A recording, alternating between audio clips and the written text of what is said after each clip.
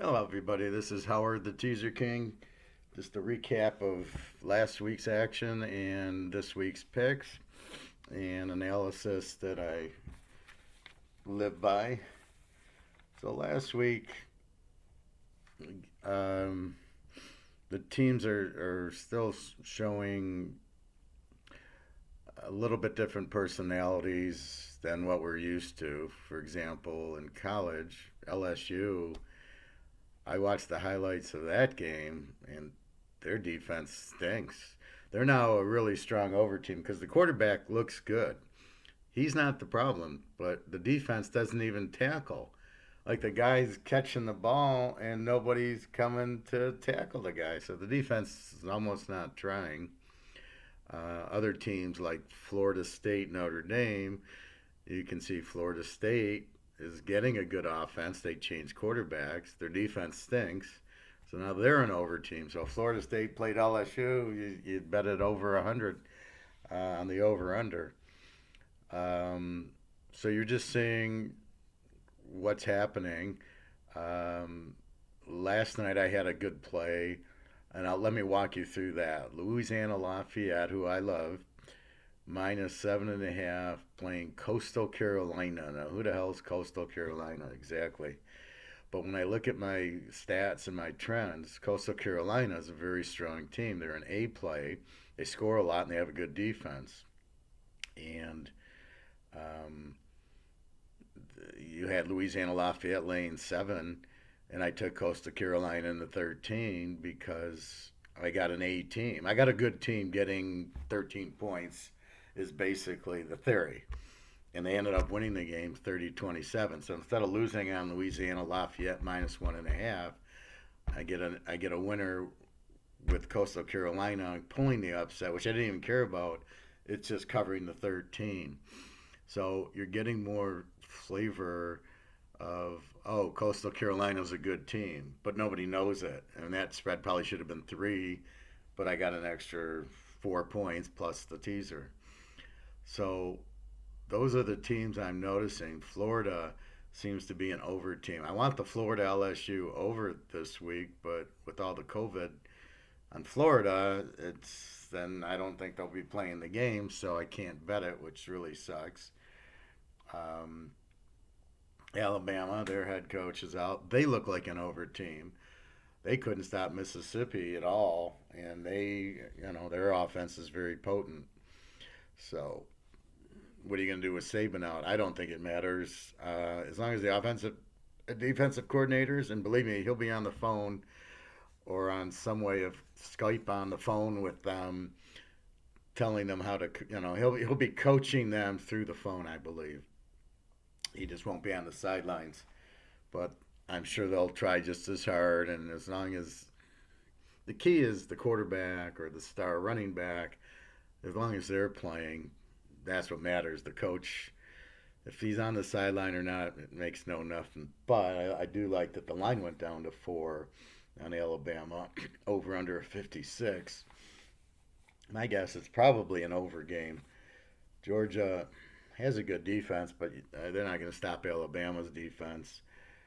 LSU really couldn't lay. Well, LSU did a little bit, but I don't think Georgia's as good as LSU's defense last year.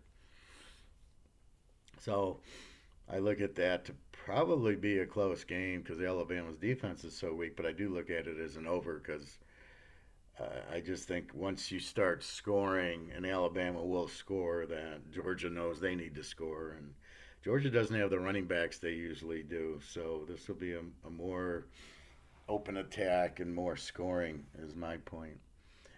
Um,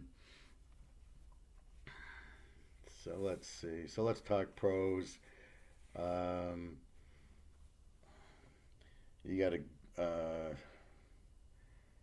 Dallas. Now they lost Dak Prescott, and they got Andy Dalton starting, and I think it's an improvement. Um, Dak Prescott, I don't know how to explain it. He's like the baseball hitter. There was a guy on the Tigers in the '80s, Darrell Evans, and when the game was on the line, he wouldn't get a hit. But when there was a 10-0 game, he did a home run all the time. Yeah, he ended up with 30 homers. They're all solo shots, and the score was either 10-0 in favor of Detroit or against Detroit. So, in other words, when the game was so, his statistics were meaningless, and that's what I'm thinking with Dak Prescott. He throws way too many interceptions.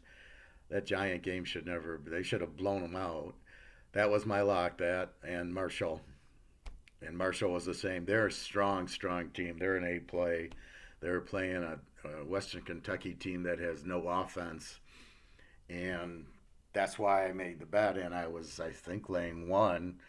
I look, it's 28-0 at the half, and that's about what I expected Marshall just to kill them, and they did.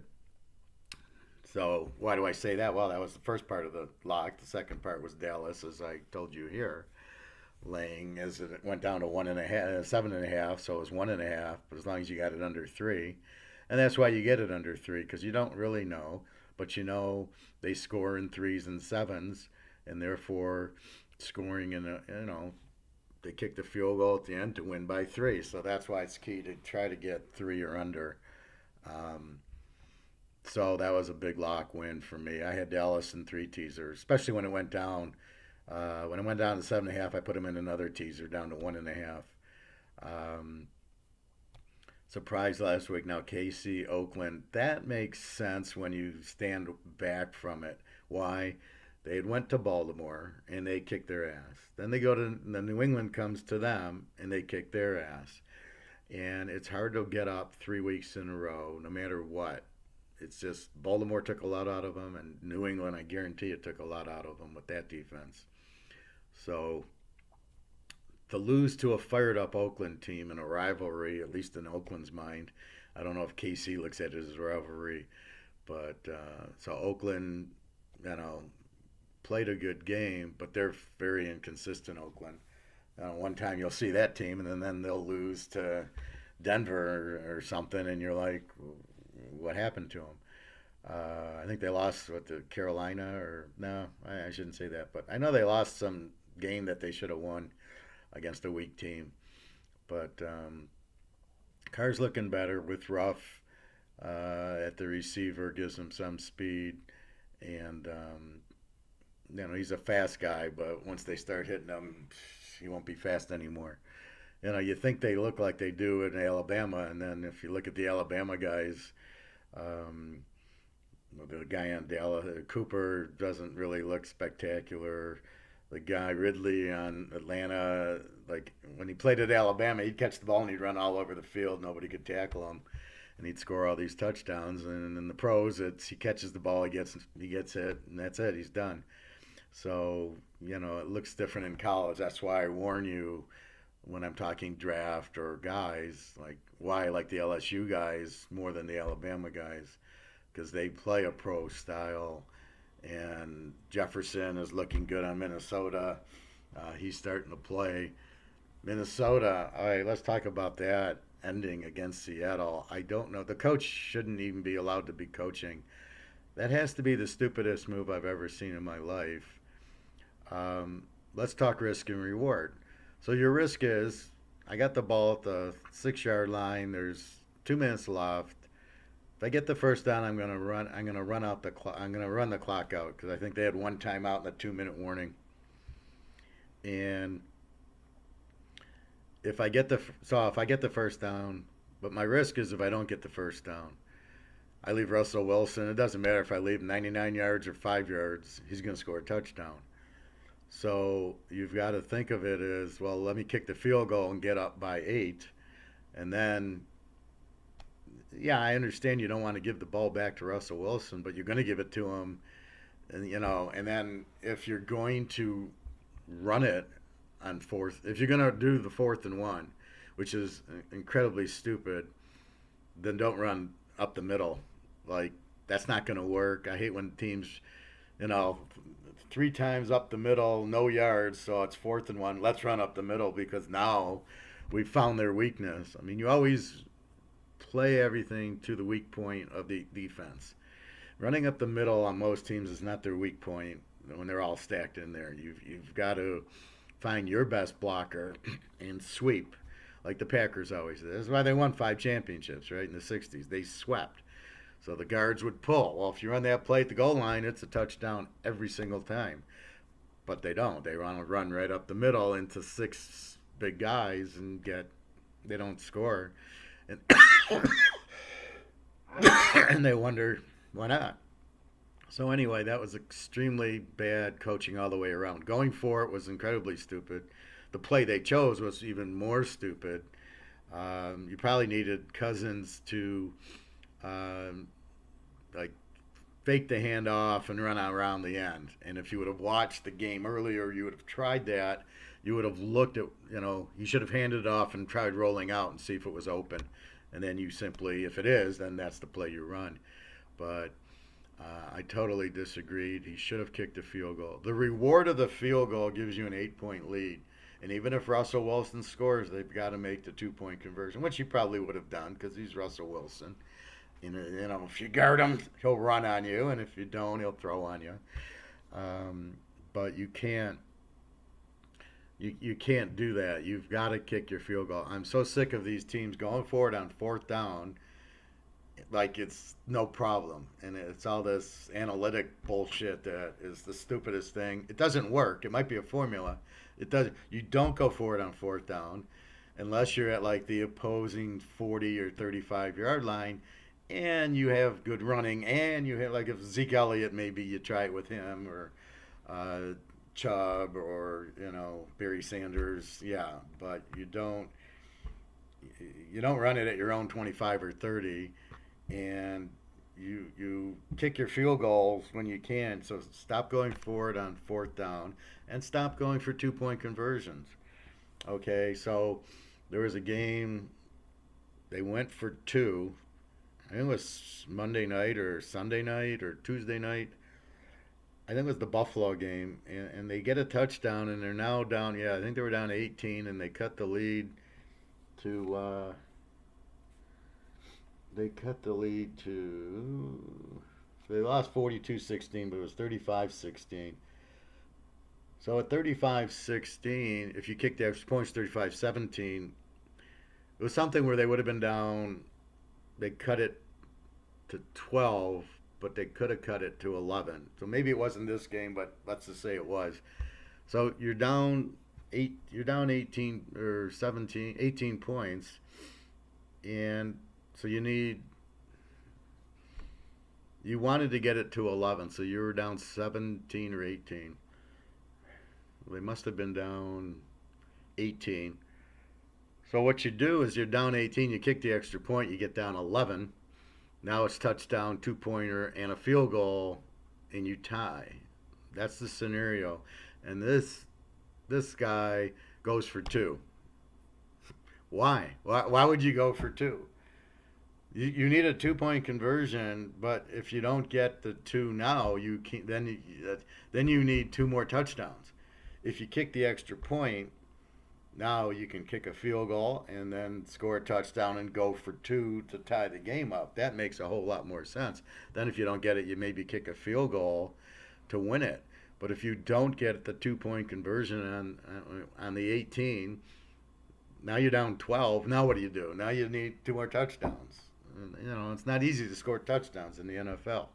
So I'm seeing more and more of this stupidity. The Lions, New Orleans, they're down 14. They score a touchdown. They go for 2.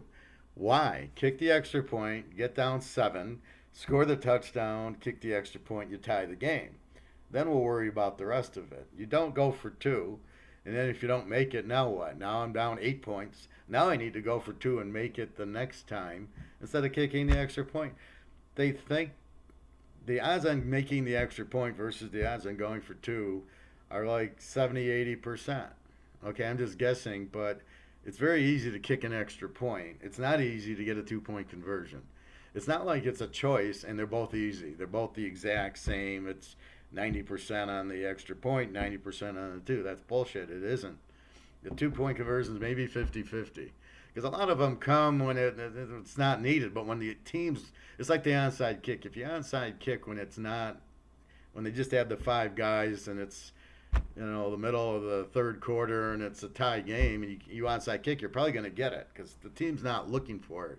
But when it's at the end of the game, the team's looking for it, and they got their hands team, and they got 10 guys up there, you're not going to get it. Same thing with two. You might get the 2 point conversion early on, but when it's now I need it to tie the game, you're not going to get the 2 point conversion. So they're not looking at that point, and you can't screw yourself out of a chance to win, which is what these coaches do, which is why they all get fired. When you're down 14, you kick the extra point, you get down 7, then you score. Now, if you really want to go for two, bad decision, but you can do it. And then when you lose, you can look for another job because you thought going for two was what you're supposed to do. Because you're looking at an algorithm or some bullshit fundamental, whatever you call this analytics crap that is pure bullshit in football.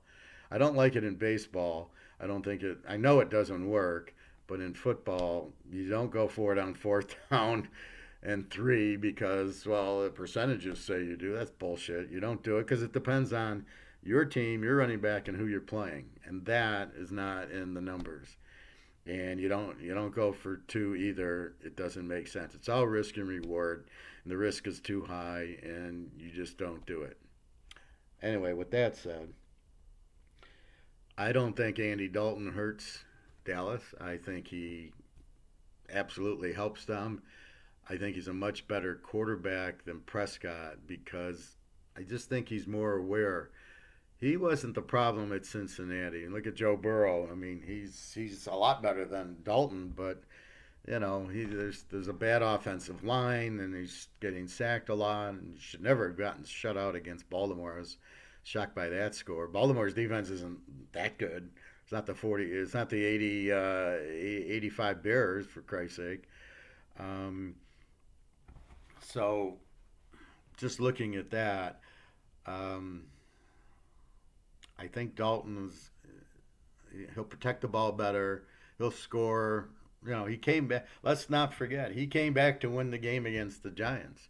How they became down, he fumbled the ball on that one snap, and then the Giants scored. I mean, how the Giants scored 30 points is beyond me.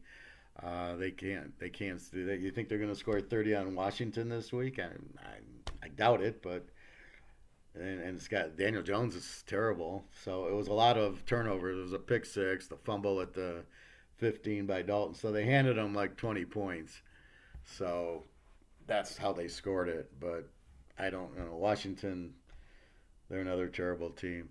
Anyway, let's give you one game. This is a college game. North Carolina is playing Florida State, over under of 62, 63. When we analyze it, we look at North Carolina, who scores a lot. They got a really good quarterback. They gave up 50 points to Virginia Tech last week and still won the game. So, what was it? The score was something around that. It was 56-45. They played a 101 point game. And Virginia Tech, they have a pretty good offense. And I think the key is when you have good quarterbacks playing, I think there's a lot more overs going on now than before. And I think it's because of this COVID, no practice. I think the fourth quarter comes, the teams get tired, and you're seeing a lot of scoring in the fourth quarter, which makes these games go over. You're getting a lot of injuries because of no practicing, no training camp. So now you're dealing with second stringers, and it's not next man up. That doesn't make any sense. I'm a good handicapper in my own words. I know I am. If I'm out and you go to another handicapper, you think he's as good as me? Probably not if he's second team. You know, I see things in a different light than most handicappers. So you're not going to get as strong a handicapper by going somewhere else, aka next man up, as if you came to me. And it's the same thing if Drew Brees goes out, who's the backup?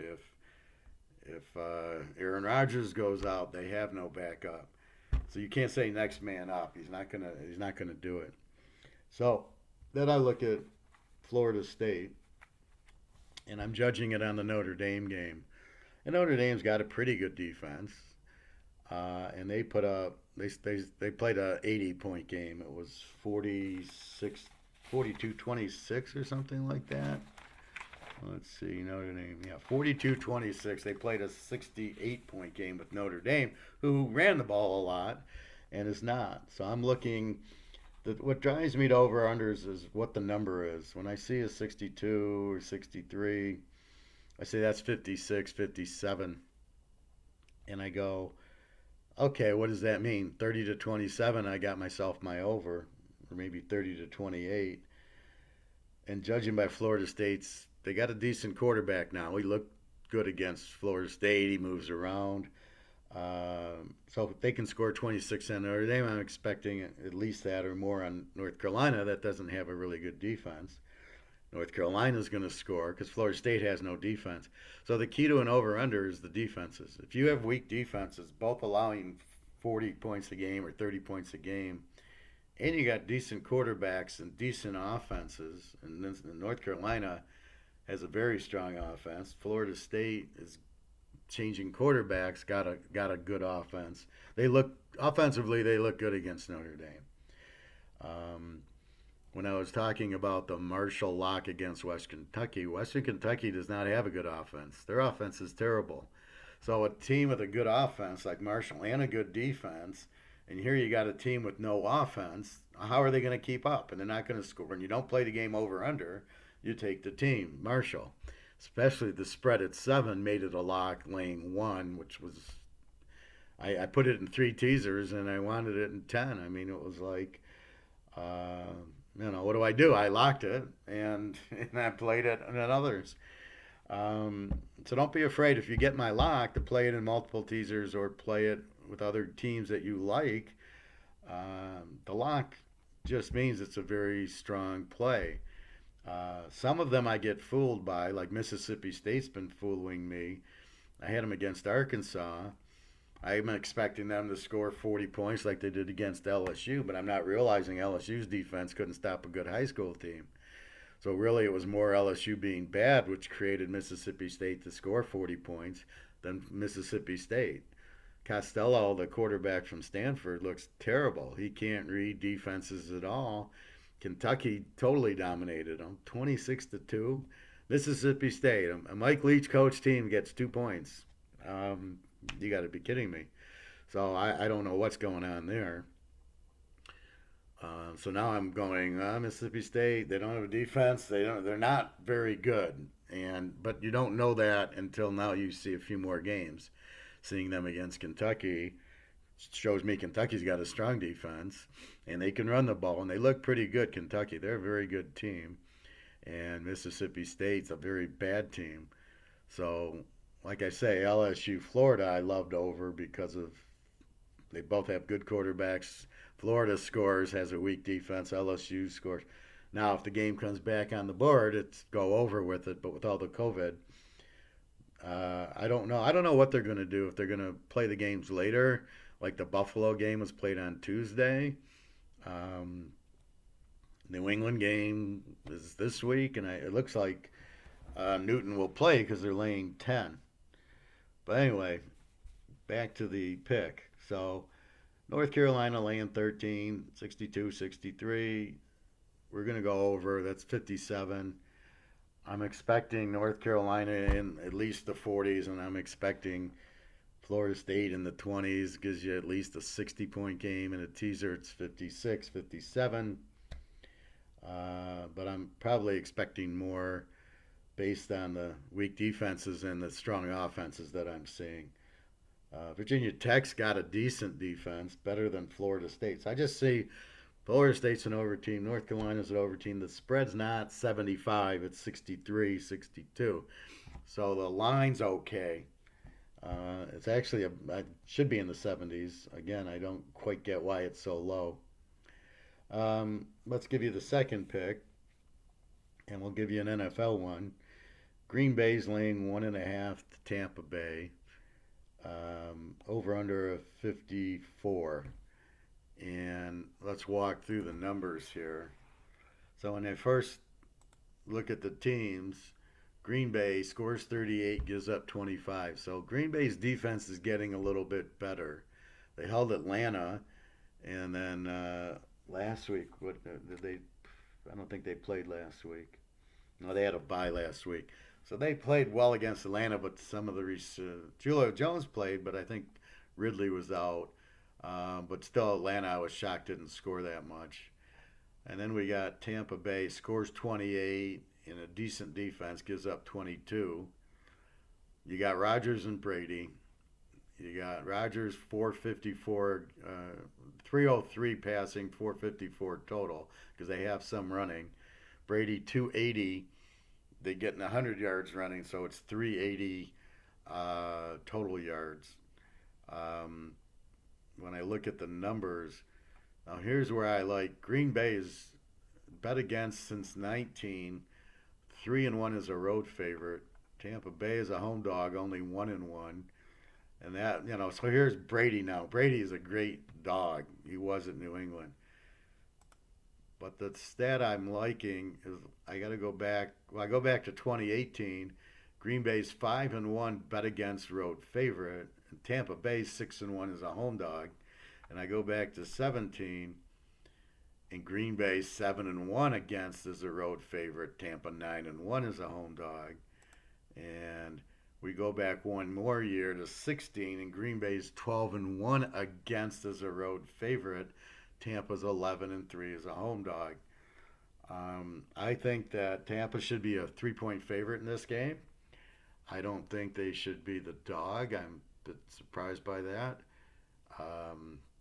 Check and make sure Evans is playing, but they got enough receivers and they got Brady, and Evans played last week, so I don't see him being out. Now, the over-under of 54, we come back to Green Bay scoring 38 a game, giving up 25. Brady scores 28 a game, gives up 22. So Brady will be in the mid-20s easily. Green Bay will be in the upper 20s easily. So you're looking at a 28-24 type of game. That's 52 at least, probably in the 30s. Your over-under is 54, so you go 48. So 28-20, 28-21 is a W. And I don't see how you're going to stop. You're not stopping Brady from getting the touchdowns with Green Bay's defense. Green Bay and Tampa's defense is fairly good, but you're not stopping Rodgers from putting up at least 28. I mean, if this game was a 13-10 game, I'd have to stop handicapping because that would make no sense. Minnesota almost screwed me against Seattle on Monday night. I had the over. I won it on Russell Wilson's last pass, but they were running the ball. We're going to run the ball. And I hate when teams do that. If your personality is to throw the ball, because you got Kirk Cousins and the guys, and then you start running the ball, now you're creating an under because I guess you think your defense can't handle Russell Wilson, and they won in time of possession, but that's not your personality or your character. So now is Minnesota going to be a running team now? I mean, I know Kirk Cousins stinks, but are they a running team or what? Are they going to be more because their defense sucks? Are they going to try to run the clock? Are they going to be like Army and Navy and ball control you? So Minnesota, I don't know what to do with them right now. But back to the Green Bay Tampa game. So I don't expect. I expect Green Bay to run a little bit, but that's why. And an over under, you hope the game's fairly close, so they keep throwing. And if the score changes hands, then both teams will score touchdowns, like the Seattle Minnesota game. Seattle gets up and then Minnie scores a touchdown, and then Minnie scores again, and Seattle has to score. That's what you want. You don't want a big lead, and then they just run the clock out. That hurts the over under. So that's why you look for over unders with teams with strong weak defenses. The weakest being Dallas and Cleveland and New Orleans and Oakland, Minnesota, Detroit, Atlanta. There's so many bad teams. The Jets. At those up at the 30 and over numbers. So that's where I'm at with this game. So I'm leaning between the over and Tampa Bay as a home dog. And I'll tell you the truth, between the two, I like Tampa Bay as the home dog, getting 8 points. Um, First of all, I think Tampa Bay can easily win the game. As I just told you, Green Bay is a lousy road favorite. Now that's obviously in teasers, as everything I talk about is in teasers, except for their points and their yards. When I say Green Bay's 38 and gives up 25, that's real points. That's not teaser points. But when I talk about the trends of Green Bay's being a lousy road favorite and Tampa's a strong home dog, that's in teaser land. So I get Tampa Bay in 8. I get Tom Brady in 8. And I'm sure the guys will be playing. Evans played last week. I thought he wouldn't, but if he played last week, he's playing this week. And it's just, and Rodgers is good, but I don't see them going to Tampa and putting up 30. Now against Atlanta it was different. Against Atlanta, where's Atlanta? Atlanta's dropped down. They're only scoring 24 a game now, but they give up 32. So against Atlanta, they did help hold them down in points, which was surprising. Um, but in this case, you've got Tom Brady and his weapons, and I just think Tampa scores 28. So I don't see how you're going to excuse me. I don't see how you I don't see how you're going to shut Tom Brady down. So I see this as a very close game, probably a field goal game, and I can get more than a touchdown. So here's your weekly teaser. Take the North Carolina Florida State game over the 62 down to 56 or 63 to 57, whatever your line is. Take Tampa Bay plus the 8 at home as a home dog against Green Bay, who's a terrible road favorite. Um, that's the pick. I have a huge lock going this week. I love this game. Um, it's a college lock, and then it's put into another couple of teasers. So this is it's a 14 unit lock. Um, it might go up. I just love this. I got a real strong team against a weak team. I almost have another two locks. I was going to lock another college game, but I bet very strong on it. And then the pros, I'm not feeling comfortable locking anything yet. Um, there's one I could lock. See, I just gotta get a feel. You got new quarterbacks, so I gotta see if what they're gonna do. But I could have one pro lock. But anyway, I got a good strong college lock, but it's in multiple teasers. So and I like doing that. If you found a good team, like let's say North Carolina, Virginia, or Tampa Bay, and you like the game and it's a strong play, play it in multiple teasers because you want to take advantage of you found a good play that you're very confident on. So like the North Carolina over. I mean, I love that game over. So if I love it over, why play it in one teaser? Now I can. The reason I play it in two teasers instead of one big teaser is I want to minimize my risk. Well, if I know they're going to win, but I'm not, I got to find another team, right? So by finding the other team, am I as strong on that? Well, not as strong. I like it, but it's not lockable. Then I maybe find two teams, and I say, well, these two teams are good. I'm going to play these two games, and so I mix it into put them with one, put them with the other, and hope they both win. Versus betting a huge amount. So the lock is when I find two strong teams, and I go, yeah, this one and this one, lock it up and bet it bigger, and that's when I will make a bigger bet, and that's the point of the lock. It's doing that. So anyway, this should be a very strong week. I got customers going, well, what do you think this week? And sometimes it doesn't line up well. This is a very strong week. Several college games, a good college lock.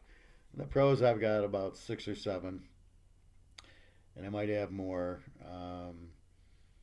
I don't know what to do with Buffalo. They played Tuesday night, now they're in Monday night, and then you got Tennessee playing Tuesday, and they got to play Sunday. They should have played Monday night also. It's kind of unfair, but that's what you've got. So you've got to think everything. Yeah, Tennessee look good. Buffalo, what can I say? You got Allen at quarterback. As soon as they go to Jake Fromm, then you're going to see a strong team. And I don't think Fromm's ready yet, but I'd say within a few weeks, maybe week 8 or week 9, I would switch to Fromm. This Josh Allen in the big games, in the playoff game, and here, and you watch him against New England. I would bet he would fold. Again, he's throwing for a lot of yards, but in the big games, he throws a lot of interceptions, and that's his problem. If you pressure him, he will crumble. So he's not very good, even though he's got good yards. He's not. Anyway, www.teaserking.com. Big week this week. Uh, you know, it's a good week to buy and bet. This should be a very profitable week. Okay, everybody, have a great weekend. Stay safe, stay healthy. Take care. Goodbye.